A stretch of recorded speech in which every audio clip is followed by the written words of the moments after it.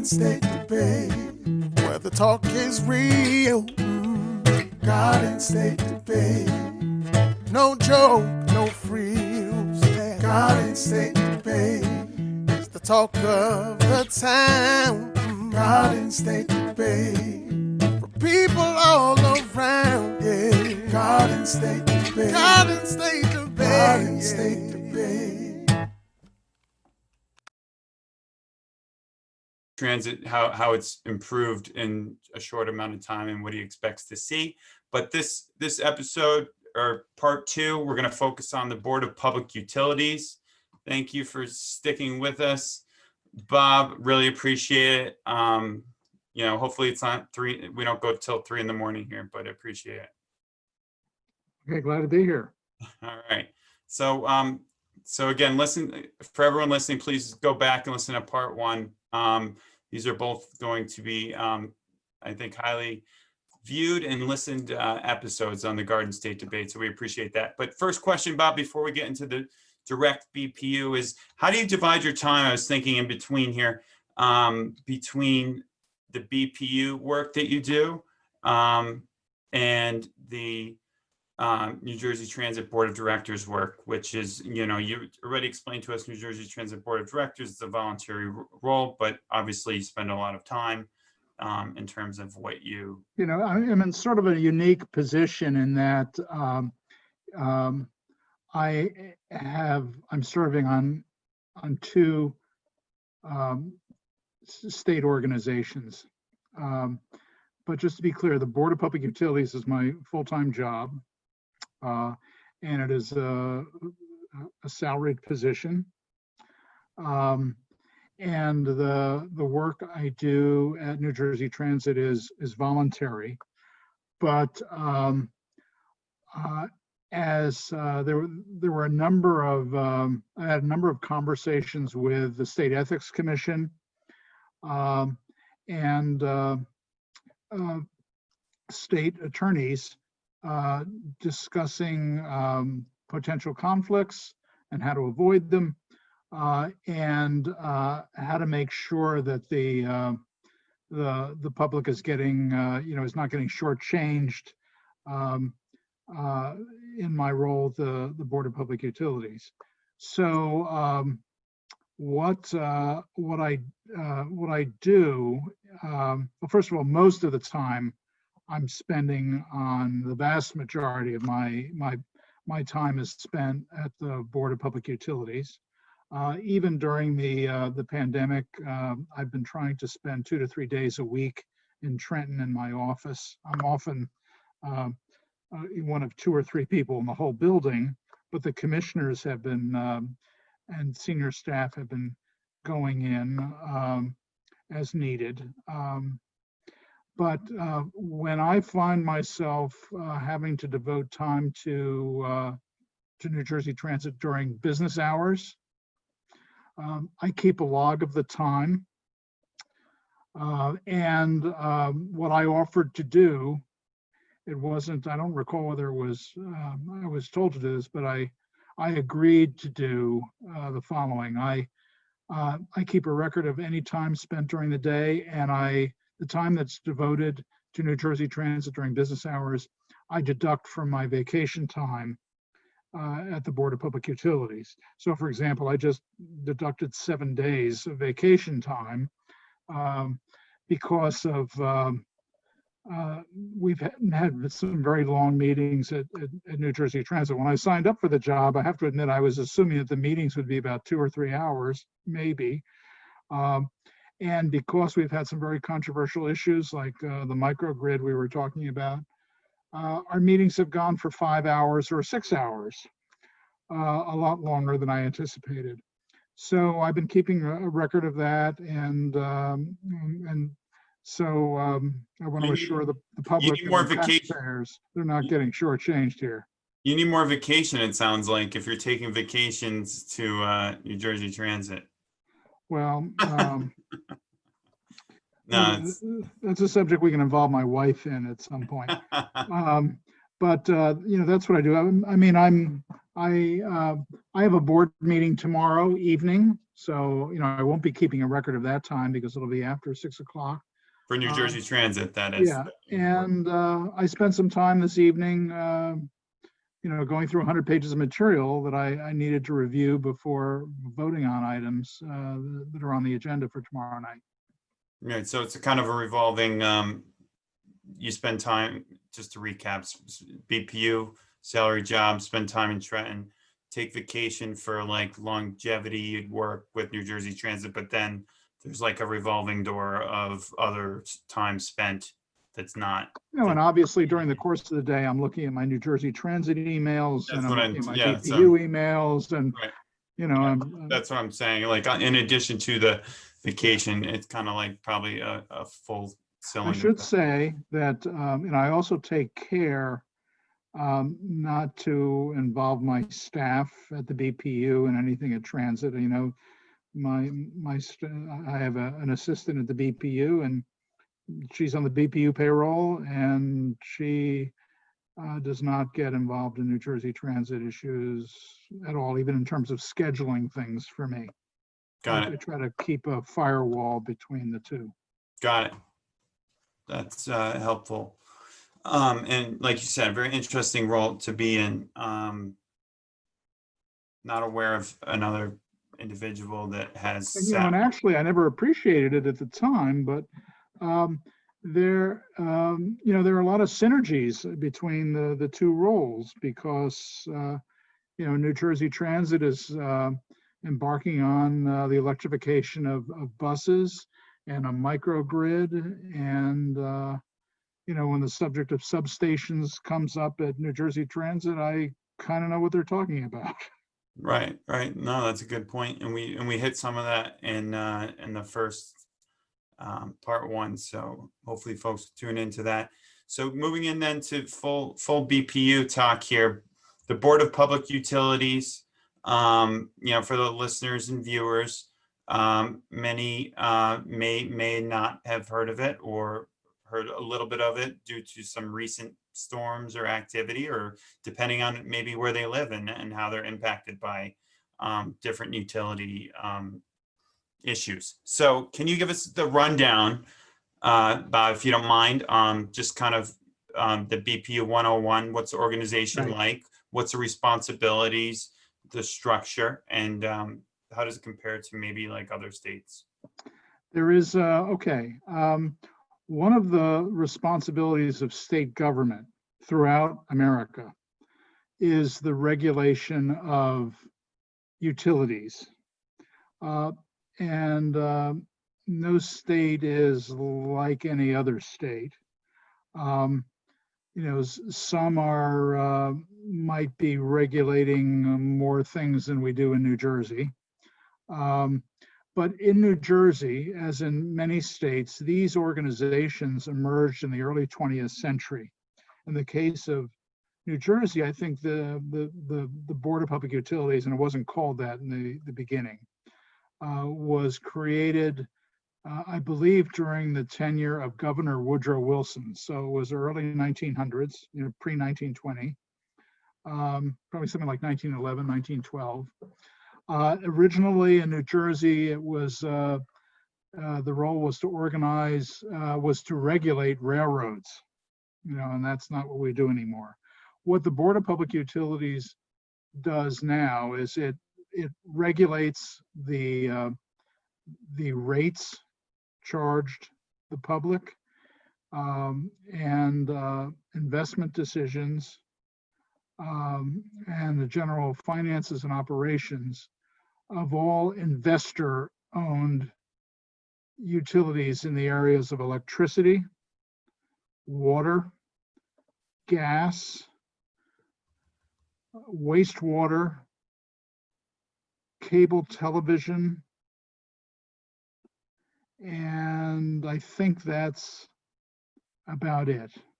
Our role in cable television is very limited, basically to consumer protection issues, because the federal government, through the Federal Communications Commission, regulates cable TV and internet and telecommunications. But we have, when it comes to private companies like Public Service Electric and Gas, or Atlantic City Electric, or JCP&L, we have near total regulatory authority. We have to approve any change in rates, any major investment in infrastructure,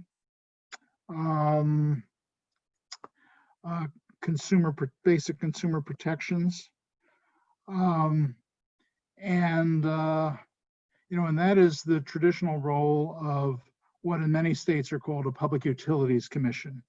There's as I said, there's one in every state.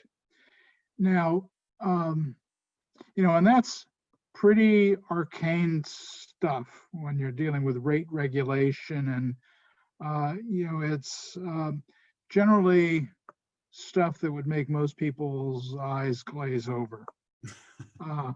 But I mean, it affects your, the bills you're getting every month for electricity and water and gas, and the safety related to that. And I should say that we're also responsible for the reliability, assuring the reliability and safe operation of the grid.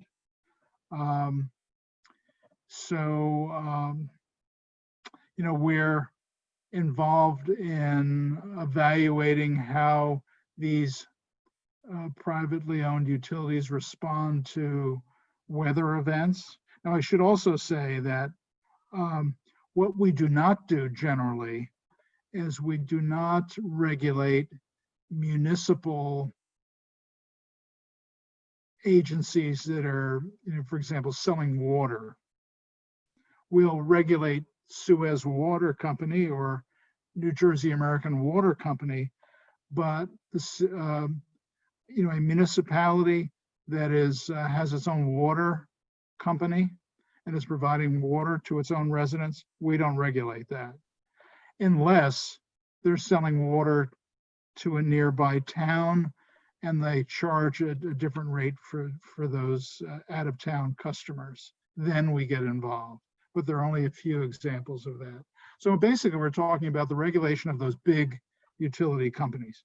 Now, in New Jersey, in addition to the traditional regulation of utilities, we are the agency responsible for advancing clean energy initiatives. In the Christie administration, there wasn't much happening in that area. But with the new governor, and who has made clean energy a major priority and has established a goal of 100% clean energy by 2050, we are the lead agency for all the major initiatives to advance that. And that is, I think, for me, some of the most exciting stuff that's going on at the Board of Public Utilities. We are taking the lead on building one of the, or overseeing the development of one of the largest offshore wind projects in the country. We're remaking our solar energy program so that it's more cost effective for ratepayers. We're advancing new energy efficiency programs to reduce the amount of gas and electricity that we use. We have a new community solar program. We're rolling out, no pun intended, a new vehicle electrification program. Just lots of exciting cutting edge stuff that really is taking New Jersey, putting New Jersey at the lead of clean energy across the country. And that's really some of the most exciting stuff that we're doing. So it's an agency structured with 5 commissioners. I'm one of 5. One of those commissioners serves as the president, who is also the administrator of the agency. There are about 250 people in the organization. I would, you'll forgive me, but I would say that the Board of Public Utilities probably has some of the smartest, most highly educated people in state government. They are people who have great skills in economics and in the technology of of generating electricity and providing gas infrastructure. It is a very impressive group of people. Many of them have worked with the agency for 30 or 40 years. I consider it a real privilege to be there. And I'm particularly thrilled to be part of this agency that is taking the lead on all of the governor's clean energy programs. Great, So, thank you. Yeah, no, thank you for that overview. And just one other thing, of the 5 commissioners, both parties are represented. When there's 3 of the 5 are generally the same party as the governor. So, when Governor Christie left and Governor Murphy came in, it went from 3-2 Republican Democrat to 3-2 Democrat Republican. pretty balanced. And I've been there since April of 2018. I resigned from the Senate to accept the position. Right. Yeah, I was going to ask, I know we talked about that on the first part 1 there. I was going to ask you when you joined again, but and you talked about a lot of the clean energy initiatives. And I just wanted to ask you, it sounds like a lot of them have been in the works. I mean, you named quite a few, and then I know the 2050 goal is maybe relatively new, but some of the other things.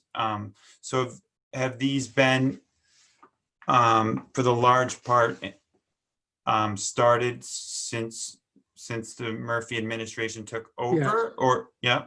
Yeah, I mean, it was during the Christie administration was, the longtime employees tell me it was something of a quiet backwater. I mean, it was doing the regular work of regulating rates and overseeing investments by utilities and assuring safety and reliability and all that stuff. That generally,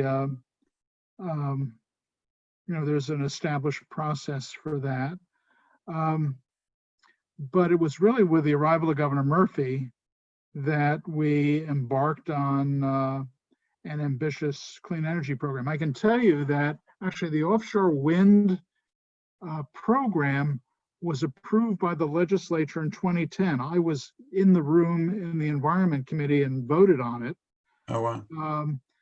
And the Christie administration just never implemented it. We called for the development of offshore wind farms and just never went anywhere. Governor Murphy arrives, and within days of his inauguration, he's issuing executive orders to implement these programs. And so, I mean, it is the BPU is just a frenetic place. We have so much stuff going on. We have a clean energy division, and it's just the legislature. Actually, the day that I was confirmed to the BPU in April of 2018 was the day that the Senate approved the Clean Energy Act of 2018, which gave the BPU a long list of things to do. One was to remake the solar program, which has been successful but kind of expensive, and the legislation calls for changing the structure of the incentives to reduce the cost to the ratepayer. We were told to implement energy efficiency programs and energy storage programs, and in recent months, the legislature has enacted electric vehicle legislation. So we got a long laundry list of things to do, and we've been rolling them out. One of the biggest and I think most noteworthy is the offshore wind program. About almost 2 years ago, we approved the construction of 1,100 megawatts of energy to be generated by turbines about 15 miles off Atlantic City. in a project that's being developed by a company called Ørsted, which is a Danish company that builds these turbines all over the world. And we're expecting that when that's completed in 2024, we'll be able to power 500,000 to 500,000 homes from the power generated from that project. And we've just begun the second round, which will bring us up to probably 3,500 megawatts. With the goal being eventually 7,500 megawatts, which will be enough power to provide electricity for 3.5 million homes and half of the electricity needs of the state. I mean, we're talking about a leadership position in America. We're taking advantage of the fact that New Jersey has 130 miles of coastline, great wind, shallow waters relatively, and a huge population with a demand for electricity. It's the perfect, sort of the perfect combination, and we're hoping that we're going to build a whole new industry in the state with thousands of jobs and, become the center of the offshore wind industry in the mid-Atlantic states. I mean, it's a really, it's really exciting stuff. That is absolutely very exciting to hear. I don't want to jump the gun, but powering half the state off of wind energy, how would that mix in with our current power structure here? I mean, you would have the ability to redistribute who controls power.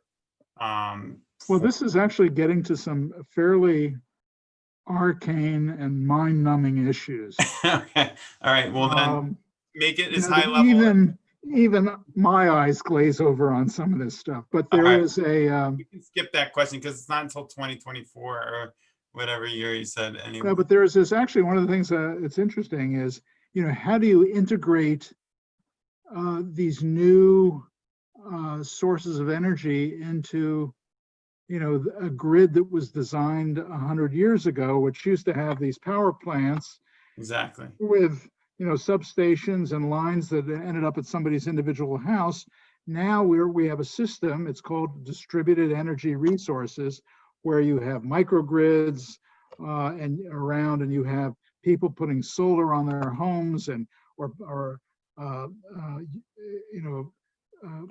50 acres of solar panels into the grid. Everything is being literally turned upside down.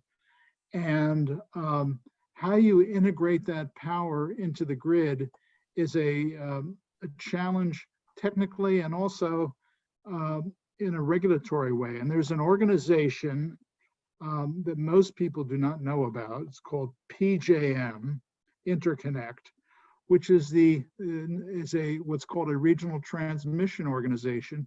It is the organization that kind of manages the electricity market and matches supply and demand across 13 states, including like New Jersey.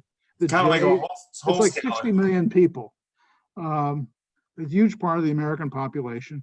And they have a control center in Pennsylvania where they're matching supply and demand. It's like something out of Dr. Strangelove. They have a big role in regulating how we do offshore wind, for example. We need their approval for a plan on how you bring power, those cables in from offshore into the grid.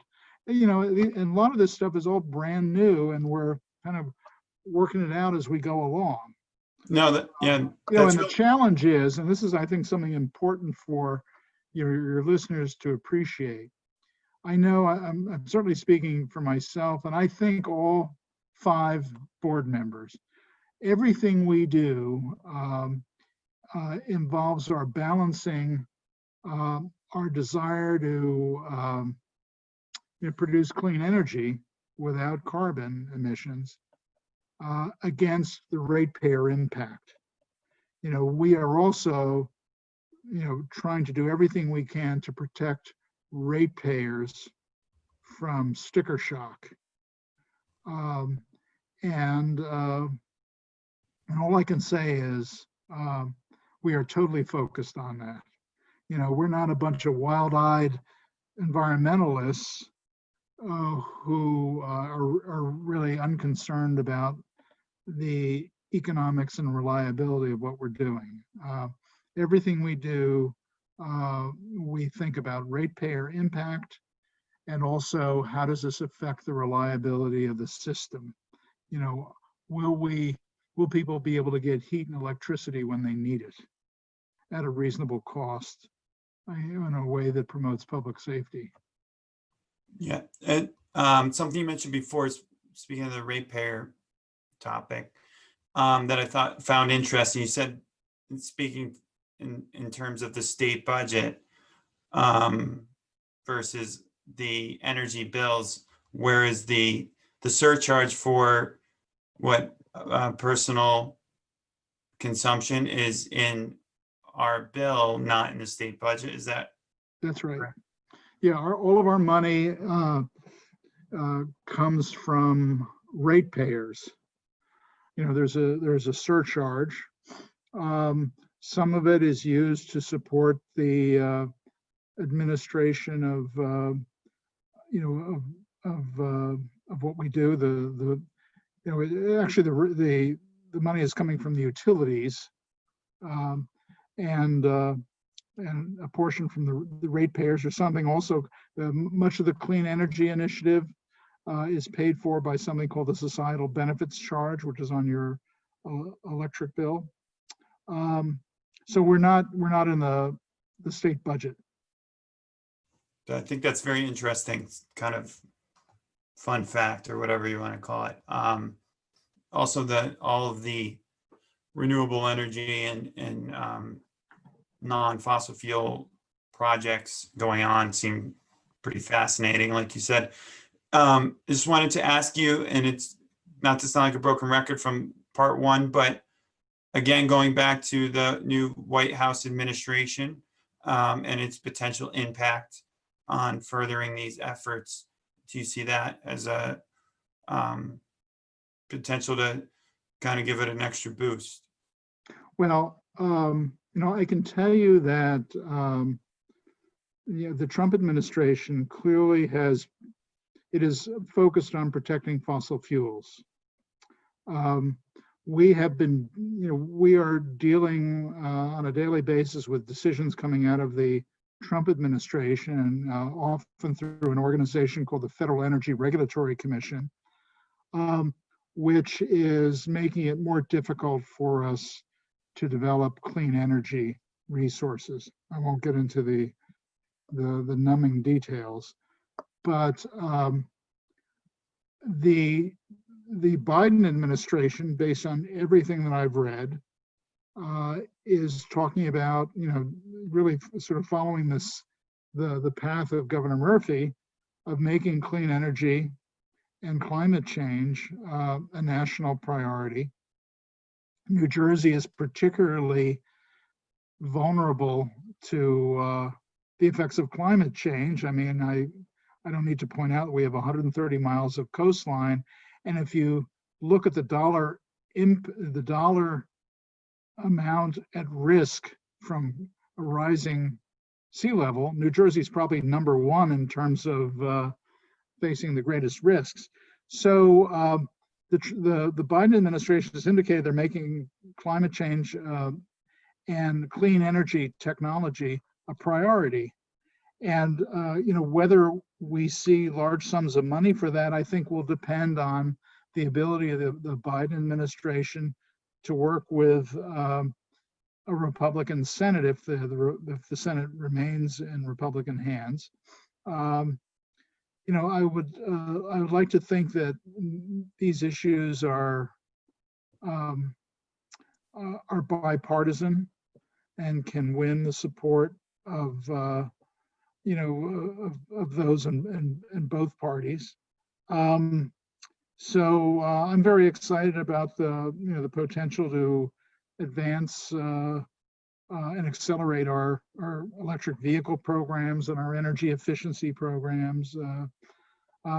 I can tell your listeners that if they would like to see the roadmap that we are pursuing as a state on clean energy, to just go to the BPU website and download the Energy Master Plan that was released in 2019, which shows sort of a roadmap to 100% clean energy in 2050. And it shows that solar and offshore wind will be playing a huge role over the coming decades in our energy mix. And I think that's going to be good for both public health and to address the climate change concerns we have.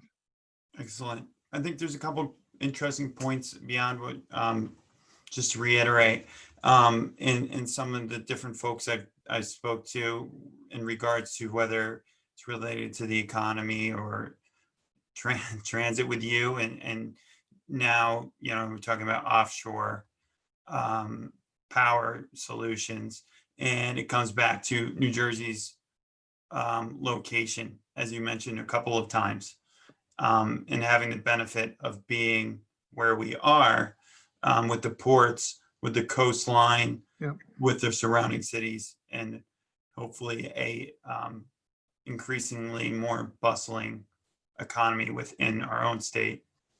So, and I would point out that much of that activity may occur in parts of the state that it could use a little rejuvenation. I mean, for example, in South Jersey, we have, the governor proposed some months ago the creation of something called the wind port.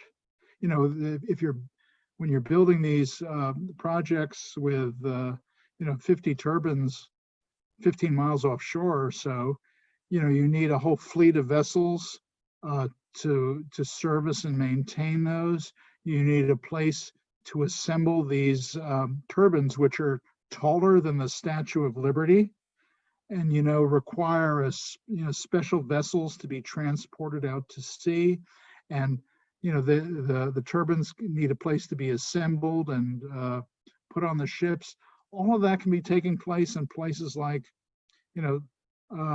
Salem County or Paulsboro, and any number of places in the southern part of the state. And our hope is that this is just not a New Jersey thing.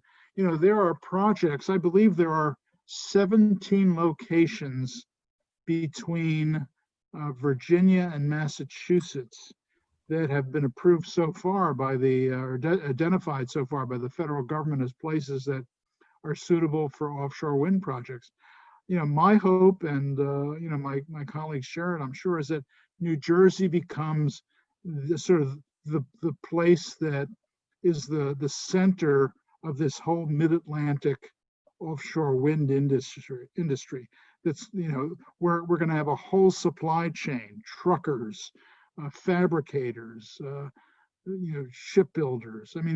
This is a huge deal, thousands of new jobs. And I can tell you that when, having just gone through the experience over a year ago of selecting the company to develop these projects, we got applications from 3 different projects.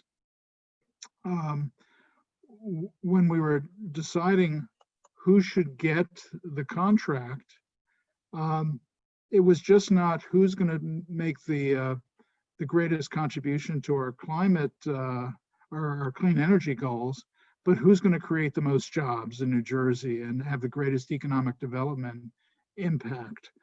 That is a key issue for us. And I'm hoping that in December, I believe, of this year, we're going to be soliciting. We're going to be getting applications in for the next round to bring us up to 3,500 megawatts of offshore wind.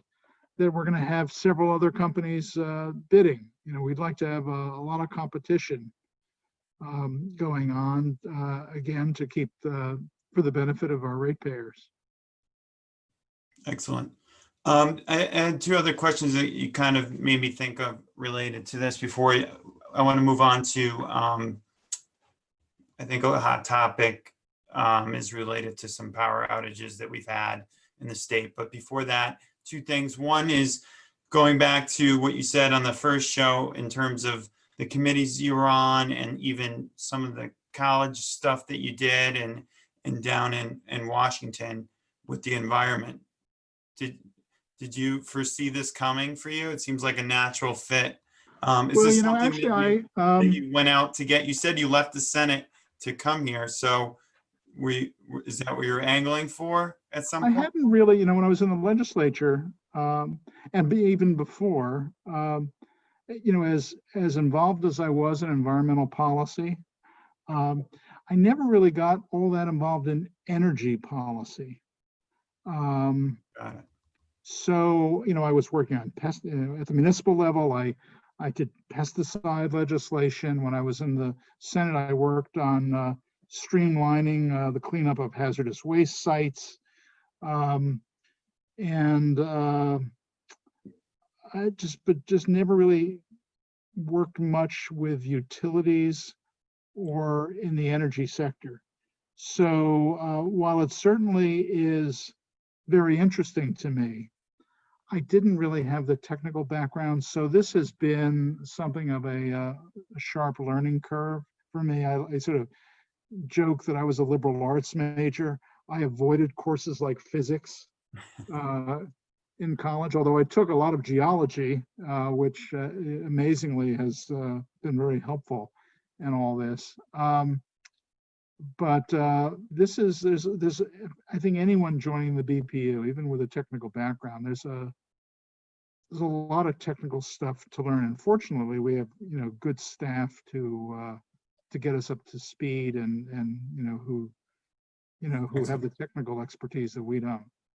Very good. And then the other thing was, it just sounds like either a lot of the excitement is happening on the energy power side, or maybe you can tell us, is that where a lot of the time is being spent on the BPU? Obviously, you have to. You know, actually, one of the areas that I find very interesting is water.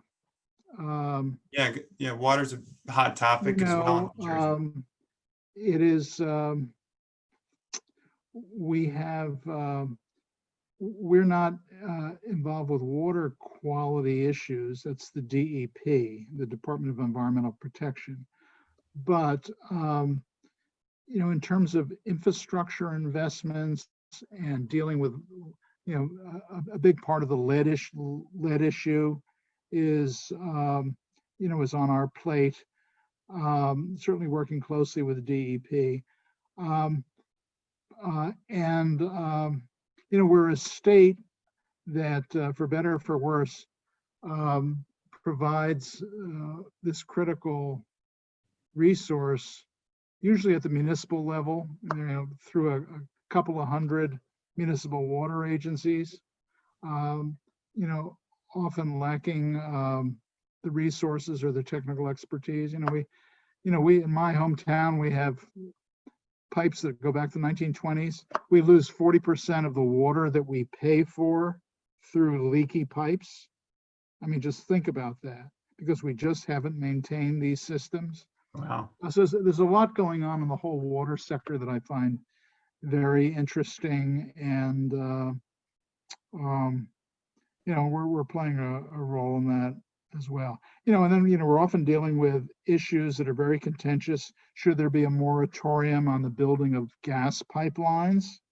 Should we be investing in gas infrastructure? There's one school of thought that says, well, if you're really serious about your clean energy goals, we shouldn't be building any gas pipelines. We shouldn't be building more gas plants. And then the other side says, well, you know, given the demand for home heating that we expect over the next few years, you know, if we don't have the infrastructure in place, we're going to have to start shutting people off from their source of heating. You know, we saw some of that happen in New York and in Westchester County, where there's, you know, was a moratorium on gas hookups. You know, so that's a debate that we're dealing with now. And in fact, one of the things that we're doing is we've because we feel that we haven't gotten an objective analysis of what the situation is. We just, we've hired a consultant to tell us, just should we be investing in more gas infrastructure, or is this something that we shouldn't do and instead be investing in clean energy resources? Gotcha. Thank you for that. Good, excellent information. So just moving on then to just some recent kind of current events related to power and what we're dealing with now in New Jersey. Kind of trying to dissect with you the recent storm Isaias. I think it was August. It's losing track of time with the pandemic. But it, in terms of several power providers, JCP&L being one of them that covers a large territory here in New Jersey, and several others. I think we have 5 or 6, but that one being kind of in taking up quite a large slice of geography here. A lot, I think 80% at the height of that storm lost power from what I read or heard. It was a kind of a quick hitter, a strong one, but by the evening it was sunny, but people were without power for 5-6 days. Luckily it was the summer, but it was also during the pandemic. People were still on kind of more of a lockdown, nowhere to go indoors.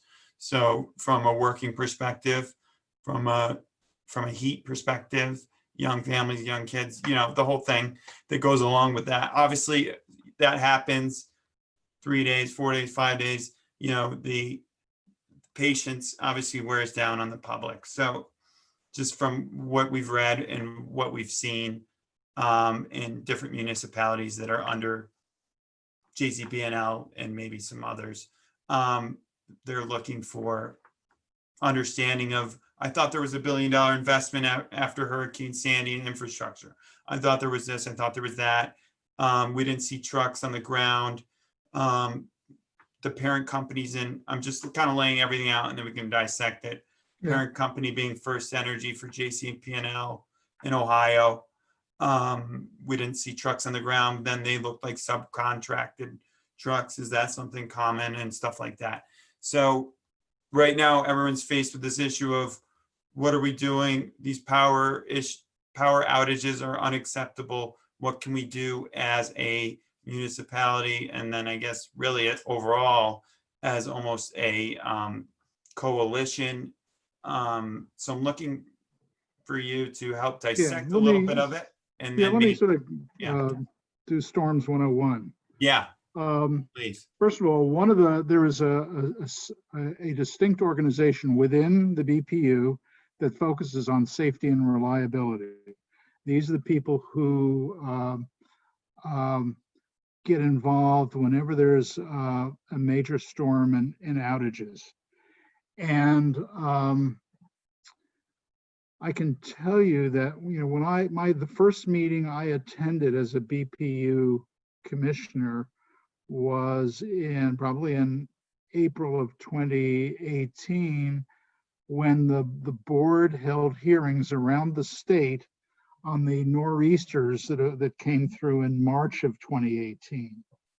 Now the board has total authority over these investor-owned companies when it comes to their performance in a storm. And after one of these major events in the March 2018 storms and the storm Isaias, I can never pronounce it, Yeah. in August of this year, we conduct a full-scale investigation. We interview people. We go through documents. And we complete an evaluation of the response of each of the companies affected. Looking at, how long did it take to get the power restored? How was the communication with customers? How well did the organization respond? How well did they predict the weather? Did they respond quickly enough? You can, if you go to the BPU website, you can read the report that we issued after those storms, and we can mandate that these companies change the way they operate to improve their response. Now, after the August storms, we conducted one of these investigations. And I can't talk about the details because we're actually next week, we will be issuing our report.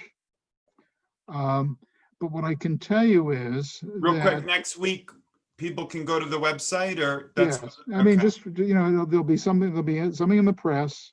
yeah, I believe got it. it's at the next BPU meeting, which is the middle of next week, I think. Okay, You know, we have a meeting every other week. It will evaluate how each of the companies responded. Now, you know, I should just say, while the thoughts on my mind, JCP&L, because it's the nature of its territory and the fact that there are more trees and vegetation in its territory than public service, for example, in Newark, you know, usually has some tougher challenges with what we call vegetation management. You know, often what happens is these trees come down on power lines that are growing outside the right of way. So they're on someone's private property, and it's not so easy to, you know, undertake vegetation management, as we call it. Does that usually happen? Sorry to interrupt. Does the vegetation management usually happen on the utility side or through ordinances in local government, or is it on the homeowner? No, I mean, you know, we have mandated that these companies undertake programs of vegetation management. I mean, one of the issues now is, should these companies be allowed to go onto private property beyond the right of way and trim a tree that they feel might be at risk of falling on their power lines? You know, and just given the nature of this storm, JCP&L took the brunt of the storm, although, you know, all the electric utilities were affected. I can tell you that, I mean, generally speaking, the restoration was not bad in terms of duration of outage, given the severity of the storm. It was among, you know, the worst storms we've had in the last, you know, 10 years or so. You know, the response of some companies were better than others. Some were a little slow and, you know, and perhaps pulling the trigger on getting outside resources or things like that. All that will be spelled out in the report. I think where we find the greatest opportunity for improvement is in communicating with customers and elected officials, and in trying to just provide better information on when restoration is likely to occur. And, you know, that's going to be the focus of a number of our recommendations and orders to these companies. Now, one thing I would point out is, in contrast to other states, you know, New Jersey likes to think that it's kind of advanced in many things. When it comes to something called advanced metering infrastructure, which are, you know, right now, when your utility needs to read your meter or find out what's going on in your household, they literally have to send somebody out to, you know, as a meter reader. You know, if it's possible, they might be able to do it from, you know, a vehicle with, you know, with a remote measurement device. But in other states, all of this, you know, data is the condition of the power in your home is visible on somebody's screen in a control center. So that when the power goes out at Mr. Jones' home, somebody in the control center knows it and can see exactly where the power outages are. I mean, just think about this. In New Jersey, you know, for the utility to know that your power's out, you got to call them. This is the 21st century. What's wrong with this picture? Right. In other states, this AMI technology, you know, is visible immediately. And what that gives the utility is the ability to see where they should deploy their forces to restore. Where should they send the trucks? Well, there's a whole, you know, there are 100 homes over here and there are 2 over here. Well, let's deal with 100 first, and then we'll send a team over to take care of those 2 over there. It's so much more efficient. Although interestingly, we're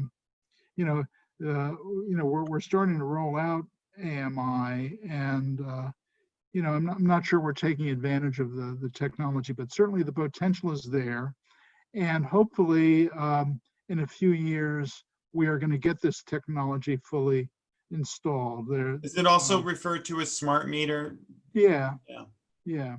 So that's an issue as well. So but even in a I can find that extremely helpful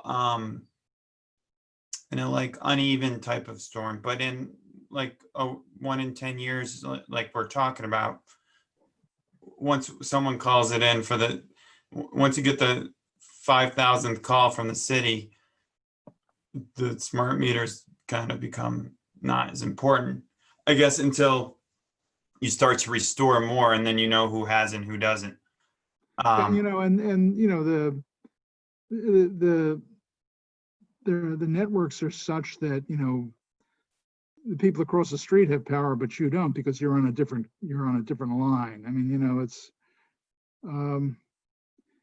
advanced metering infrastructure will be a major improvement.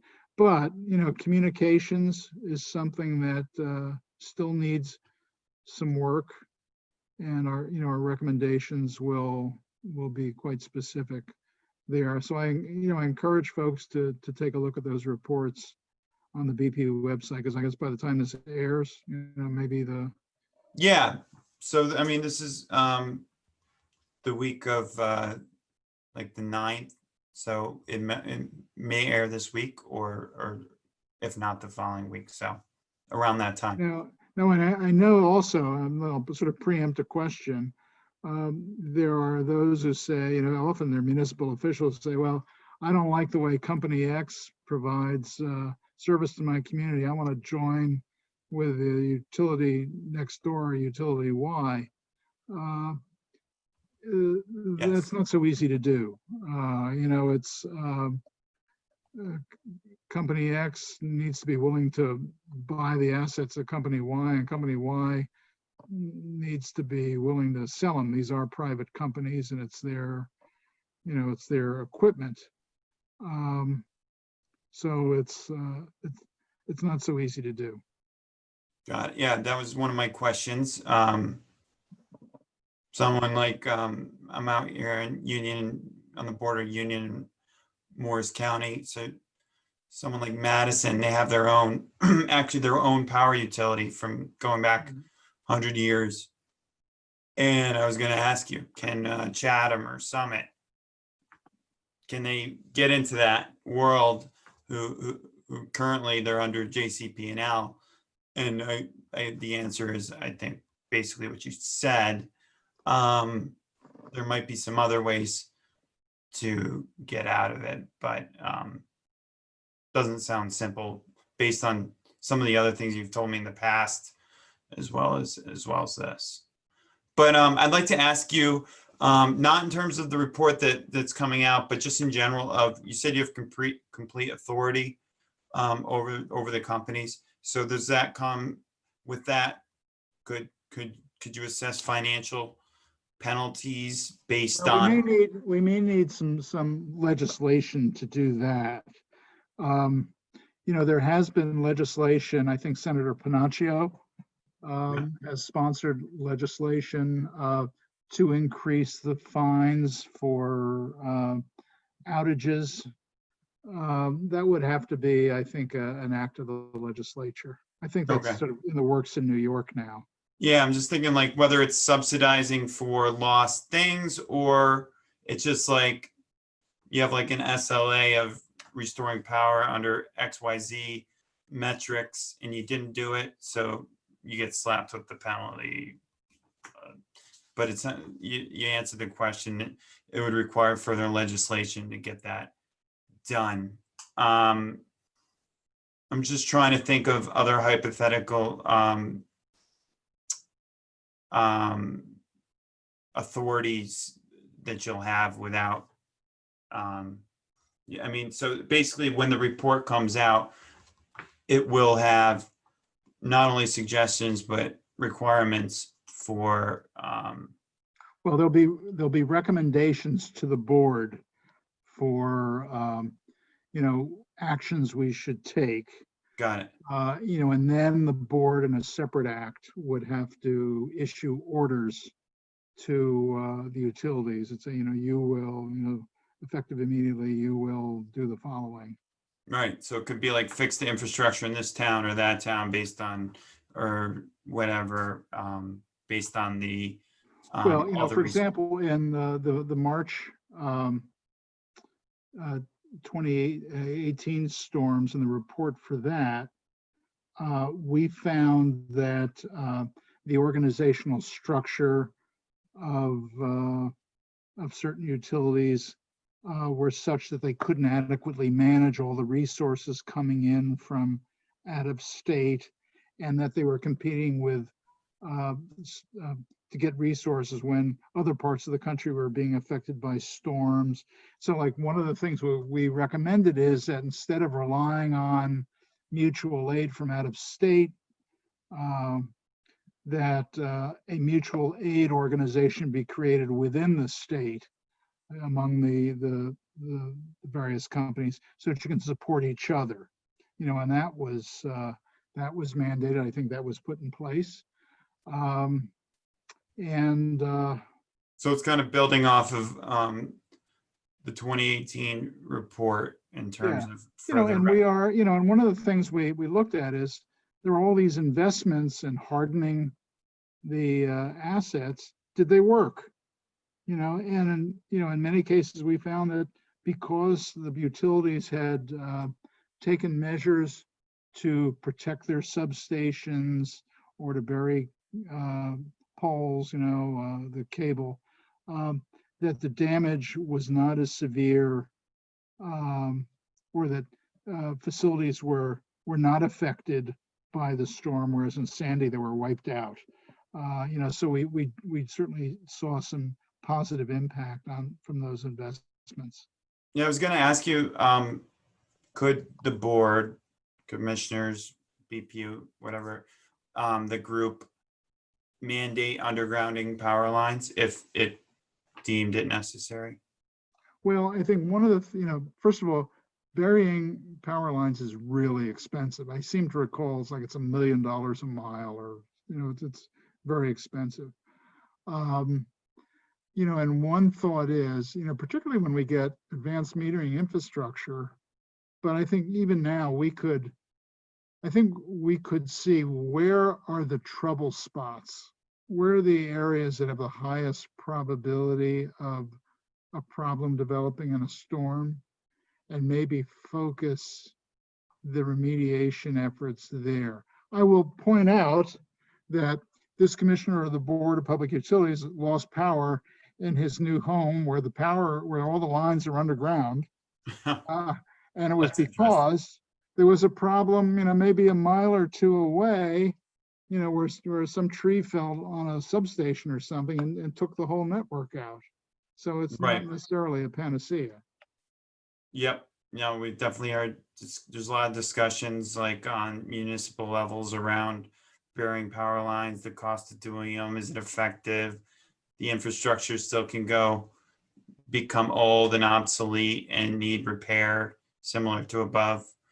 But those conversations are interesting. And then the cost, like you said, million a mile, who comes up with these? Obviously the private companies, can they be mandated or changed, recommended? I think they go up to I've seen 3 million per mile, but I think these are the types of things that you hear at the municipal level when people are talking about what can they do to help alleviate. And going back to what you said about vegetation management and who's in charge of it, which is obviously a big territory of the JCP&L coverage to the point that you had before. So it seems like obviously a multitude of different things that need to come together. On the JCP&L issue, another thing I wanted to ask you about is when something like, I think you mentioned before, you guys became aware of the First Energy kind of, I don't know, scandal it's being called in the media or whatever, with funneling money from the CEO into, I think they were nuclear plants, something like that. Well, And what happened, my understanding is, one of the issues that a number of states are dealing with is, do we need to subsidize our nuclear plants because they're a source of clean energy to keep them viable when electricity rates, or at least the cost of buying power, has been dropping primarily because of the dropping cost of natural gas. New Jersey last year, a decision made by the Board of Public Utilities was to subsidize our nuclear plants, at least for 3 years. And we're going to revisit that issue again. But in Ohio, home of First Energy, which is the parent company of JCP&L, there are allegations that there was, that in return for a vote to subsidize the nuclear power plants, there was some money flowing around the legislature. And I believe the Speaker of the Ohio House got into some trouble. And there was a press report that senior management at First Energy was, they were separated from the company. So, I mean, when things like that happen, we're alerted to that. So, I mean, we're cognizant of that. There was a recent credit downgrade of JCP&L. I can't talk about that because I believe it's going to be a subject discussed at the next board meeting. But all I can say is that we follow these things very carefully. It is our responsibility to assure ourselves that the utilities operating in New Jersey are financially sound. We conduct regular audits of these companies at their expense, I might add, to assure ourselves that everything is financially sound, and we even do managerial audits as well. So we have a whole division called the Division of Audits. It does nothing but audit these utilities. right, so you have, I would assume, financial background type of folks. Yeah, and I think in the case of a special audit, I can't recall which company we're going to audit, but at any one time we have an audit going on somewhere. We often bring in a major auditing firm to provide additional support. And often these are auditing firms. It's not Price Waterhouse. It's some company that specializes in utilities and the unique nature of the finances of utilities. Excellent. Now, are those made public, those audits? I believe they are. Yeah, it seems like they would be. They become public records. Just one other thing, just for the benefit of your listeners, one of the things that, it's not a particularly a sexy subject, but it's really important for particularly for attorneys who are involved in utility issues and the general public as well, to be able to get access to the source documents that BPU uses and the documents that we create about involving the utilities that we're regulating. And New Jersey has been particularly slow in putting all of these things online, but it's been a major initiative this year. And we call it e-docketing, where, you know, a lot of the transactions are now not paper-based, but they're digital, which means that the records and the documents are available to the public. You know, I'm not sure I would wish that on anyone, but but they're available for public inspection. Very good. Thank you for that. I think we've exhausted the JCP&L in the recent storm, and you kind of gave some good things in terms of what people can look forward to maybe seeing in the next. The other thing I would tell you we're doing is,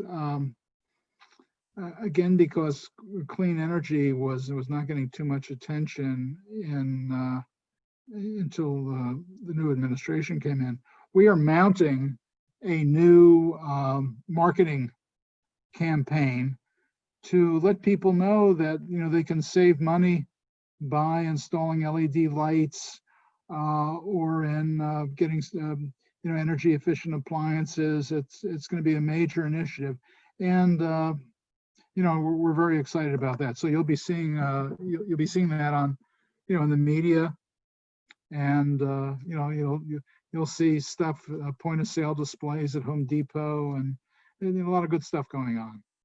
That's excellent. Thank you for sharing that. Anything else you want to touch on the BPU in terms of? Well, you know, just one thought. You know, I know that we still have the Weinberg question. Yeah, that's true.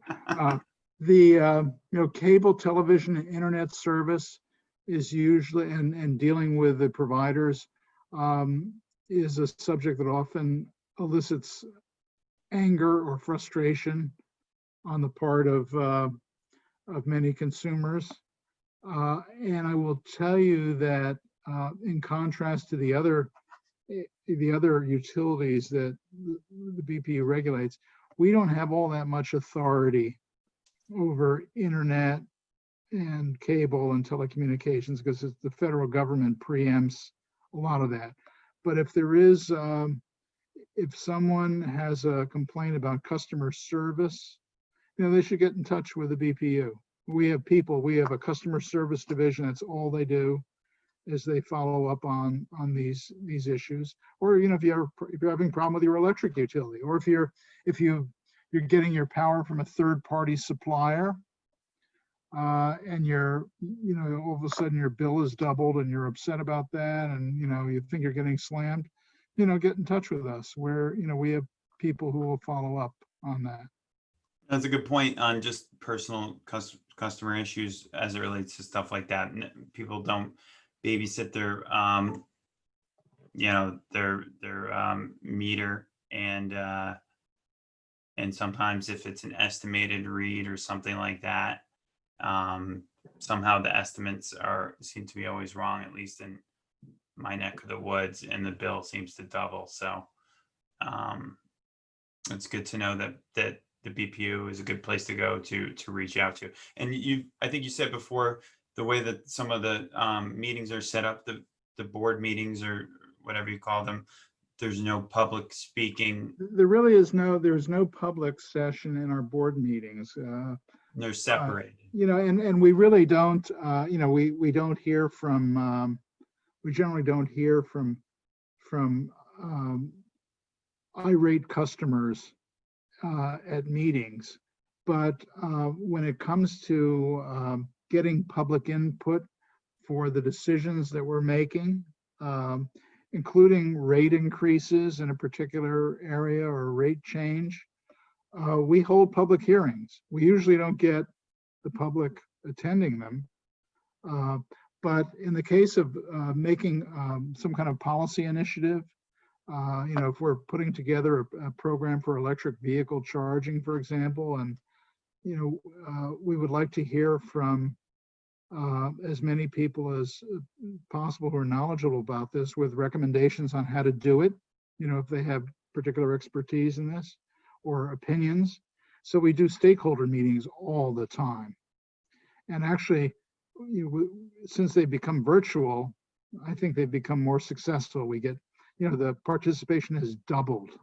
We just put together an energy efficiency program, which required us to really do a lot of new things. It's requiring the utilities to, save a certain percentage, reduce their electrical generation or gas use by a certain percentage every year. And, it's sort of a complex program to put together. There were a number of controversial issues, and we held these stakeholder meetings, and many knowledgeable people came and offered their views and provided written testimony and verbal testimony, and we look at all of that stuff, and we incorporated a lot of those ideas. So Excellent. there's a good deal of public input. Seems like a good structure, a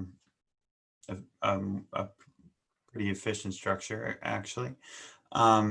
Senator Weinberg's question then, and it's nothing difficult, but she just was curious, I think, and she probably asked you this even, your time spent in the state legislature, in Assembly and Senate, compared to your time now spent here at the BPU and NJ Transit. She wanted, and I might kind of it was around this subject, so it might not be word for word what she said, but basically, how would you describe it? Obviously there's differences in what you're doing, but in terms of like something like your enjoyment or the amount of work or the ability that you're able to make in terms of working for the public of New Jersey, which one, how would you compare the two? Well, I wish it were a simple answer. I will say, That's why I kind of asked in different ways so you can pick one. well, I will say, and there might have been a little more specific. there the positives and negatives of both, as is often the case in life. The short answer is I really enjoyed being in the legislature. I enjoyed my colleagues. I enjoyed being able to be entrepreneurial when it comes to addressing public policy issues. In other words, I'd come across some issue that I felt needed to be addressed in some way. And then, with the involvement of a lot of people, providing expertise and suggestions, would put together a solution in the form of a piece of legislation. And then you have to get it through the process, which is always very challenging. And then to get the governor to sign it. So I enjoyed that process. There were aspects of the legislature that I was not crazy about, having to raise millions of dollars. I represented the most competitive district in the state for a while. One of my campaigns, collectively, all the parties involved spent $3 million on the 2013 campaign. I had the governor coming after me on network television in a very personal way. That wasn't so great. I was left standing, however. She's gonna like on this. the other hand, I'm able to affect public policy in I think a different way in my new roles. In some ways, it's more stressful having to deal with organizational politics. I think I'm better at elective politics than maneuvering my way through an organization. That's been more of a challenge. But I've also been I'm learning a lot of very interesting things in an exciting new industry. In clean energy, for example. That's great. It's like someone's paying me to go to school, and you have an opportunity to have positive impact on the state, which is sort of what got me in this business 50 years ago. And That's great. you That's a know, great, it's kind I've of a been great, able to to continue trying to have an impact. it's an excellent explanation and response to that. And my last question is kind of related to what you just said, is being at your young age right now, what is your future? What are you looking forward to, like in the near term future? What keeps you going? And do you have any goals outside of obviously the ones that you've talked about in terms of the roles that you're fulfilling now? You just said that you're getting paid to go to school. You've been to school just a couple of years ago. So obviously there's something that's keeping everything moving, and you talk with excitement about a lot of these things after so many years. So, well, I will say, probably shouldn't mention this, but I turned 70 this year. But you look a lot still, younger than 70. I'm going to the gym tomorrow, so I'm still, able to stay upright. And as long as I can, I would like to stay involved in the policymaking process. I mean, Senator Weinberg is the perfect example. I mean, she is, I think it's public information, so she won't be too angry, but she is, I think, older than 85. And, no one would question her ability to get things done today. I mean, to see her at a committee hearing, she's just amazing. And what it says is that the great thing about the public life, particularly political life, is that there's really no age limit. It's great that we can continue to be involved as long as we are effective. And I'm hoping, I don't know what the future holds. I never would have guessed that I would end up at the BPU or at New Jersey Transit, for that matter. I think that my hope is that with the Biden administration and a partner in Governor Murphy supporting President Biden's clean energy agenda, that the BPU can become even more exciting with more resources coming from Washington and regulatory support from the federal government, and New Jersey Transit as well. So I'm looking forward to some exciting years in the near future. At some point, when I want to slow down, I might want to teach in a public policy school, something like that. Excellent. I enjoy state government. As we discussed in the last session, I went from Washington to New Jersey, back to my home state.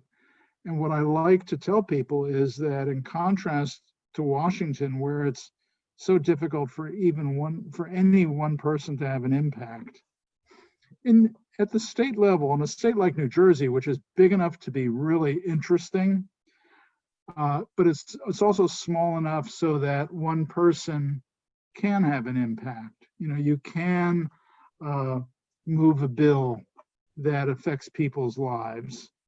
for the better, hopefully, or raise issues, at a meeting that gets an organization to change the way it operates, and hopefully you have a positive impact. And that's what I've liked about being in New Jersey. Very good. Thank you for that. Well, Bob, it's been quite a time here. Double session. Yeah, I think it's like going on 4 hours. So I personally want to thank you for your time here. And I really think it's going to pay back in terms of the people that get to listen to. You really opened up about educational things, personal things, things that drive you. Like we said in the beginning, like I said in the beginning, a long distinguished career and doing many things and walking us through it all, I think is very valuable for New Jersey residents to hear from over an extended session. And I think a lot of people will find this very valuable, educational. So I really appreciate your time. Oh, thank you. Thank you for giving me the opportunity. I, since I've been out of, the legislative world, I don't get all that much. I don't get many opportunities to do an interview or. No, yeah, this will be great. We'll get it out on social media, and a lot of previous guests and have been sharing it with large portions of people. So it'll definitely make its rounds. And I know you got a Twitter. I think you have some social media. You're not on it often, but right? Yes. So we'll get it pumping around, and we'll get everyone to tune in and watch this. I think it was a great episode, and thanks for coming on. And we'll talk to you soon, and hopefully we'll get you back sometime. Okay. If I didn't scare you away. All right. Thank you. Thank you, Bob. Thanks. Where the talk is real, Garden State debate. No joke, no frills. Garden State debate is the talk of the town. Garden State debate for people all around. Yeah, Garden State debate. Garden State debate. Garden State debate.